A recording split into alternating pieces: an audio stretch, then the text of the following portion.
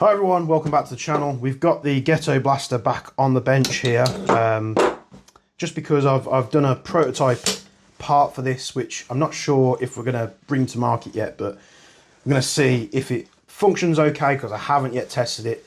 But it's none other than the heavy buffer. I mean, heavy's a very stretch of the word. You're not going to get much weight out of something so small for this PDW style stock. However, it is going to weigh a hell of a lot more than what the original one does. So let me get some scales. We'll get the old one out, and we'll see how much heavier this thing is. Right, we have our little digital scales here. He says the old trick, spinning your batteries round and round. There we go, it worked. Why that works, I don't know. So we'll pull out the original buffer, which is, look, it seems to me like a machining plastic, like acetal, which comes in at 4.74 grams. I'm not sure if you're going to be able to see that. Hopefully we can block the light. So 4.74 grams compared to 35.61. So we've managed to get almost 31 grams more into this part compared to the original. Now, like I say, it's a small part. You're not going to be able to get a horrendous amount of weight into it, but I'll hopefully be correct in being the same assumption as you lot. That is a hell of a lot of an increase from 4.7 to 35.6. So what we're going to do, I'm going to put the original back in. Now, I haven't done anything with this yet, so I haven't tested it. It might not even work. But it's a like-for-like part, just made out of stainless. So we'll go with a bit of a recall test.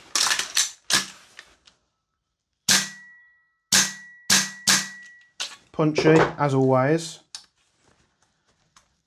In fact, we'll do a bit of a burst of water as well, because I think the main thing this is going to do, it's going to slow down the rate of fire a little bit. So do a bit of an auto burst. Nice and punchy. These guns are absolutely great. So we're going to pull this part out now. This is the standard spring that come with it, because I think this spring that came in the box with it, I mean, it's such a trivial thing. I don't even know if it's just it doesn't feel like an upgrade spring, it just feels like a spare. So we're going to put the Jaeger Precision buffer in there. Nice to know that it fits snug as a bug and goes together nicely. First we're going to test up semi.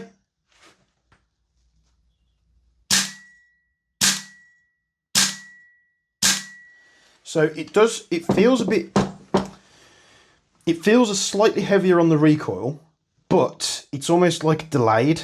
Like it's a slightly heavier recoil, but it's not. I know I'm sucking eggs here, but it's like a bit of a slightly delayed blowback action, but it does feel a little bit heavier. So, which it should. You know, you're adding an extra 31 grams to the lineup. Let's do a bit of a full auto test, and we'll be able to test it in post. So we'll have to cut to Editor James there and see if we can line those up one next to each other. So hopefully I remember to do that.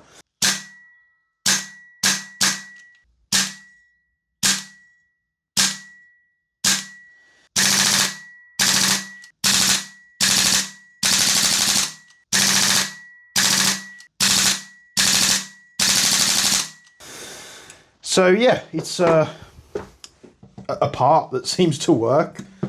I've only really pursued this because a lot of people have been asking about it. So if you want this, you know, I'll get it brought to market. Machining things like this does take time, especially when you're doing things from scratch and you're not throwing it on CNC machines and doing like high quantity product runs. But it's as simple as that. I've kept the ribs on 4 of the edges, or you know, the 12, 3, 6 and 9 o'clock positions. because there's obviously a reason for that. I imagine it's to not create any kind of pressure in the stock tube. That's anything that makes sense to me. You wouldn't do it for lightning or anything like that. You're literally doing it to allow more air to come from the back of the blowback of the stock tube, sorry.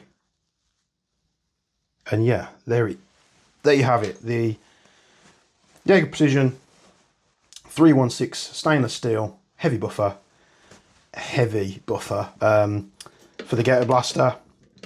I'm going to run this now and just make sure there's no unforeseen issues. I don't think there will be, but this part,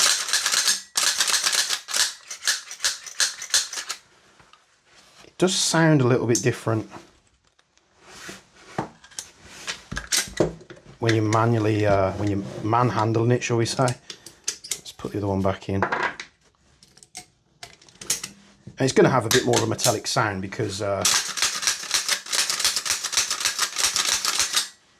it's the same. It's just obviously the different material. You can still feel that plastic buffer hitting the back of the stock tube.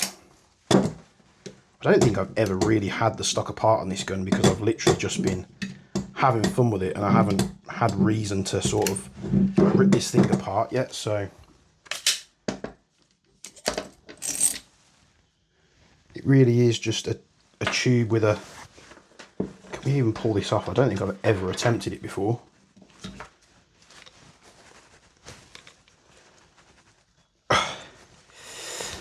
Who knows? Do I have a spanner anywhere? I don't think so.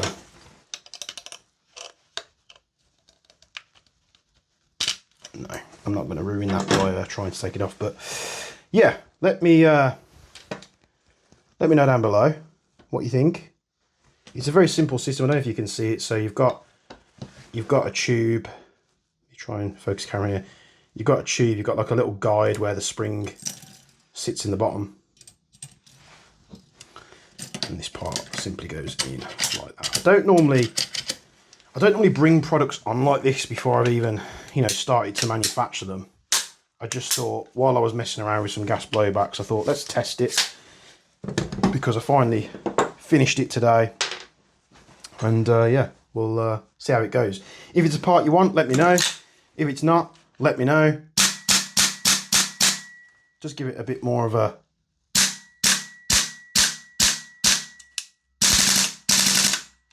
Doesn't seem to affect the efficiency of it any more than usual. You could also, you know, incorporate this when we do the heavy buffers again. So we make this part here. You could incorporate it with that and fit a heavy buffer as well, and have even more blowback, felt blowback. So yeah, we'll see how it goes. Hope you still enjoy these types of videos. If not, you'll have to let me know in the comments below. Like, comment, subscribe, all that good stuff. It's just a quick one today. I'm just messing on the bench, and sometimes when I do that, I throw the camera on. So hopefully I'm not annoying to you guys doing that. So check out the links in the description below. Join the Jaeger Precision Discord and be part of the Jaeger Precision community. And as always, from me and Bench, we'll see you in the next one.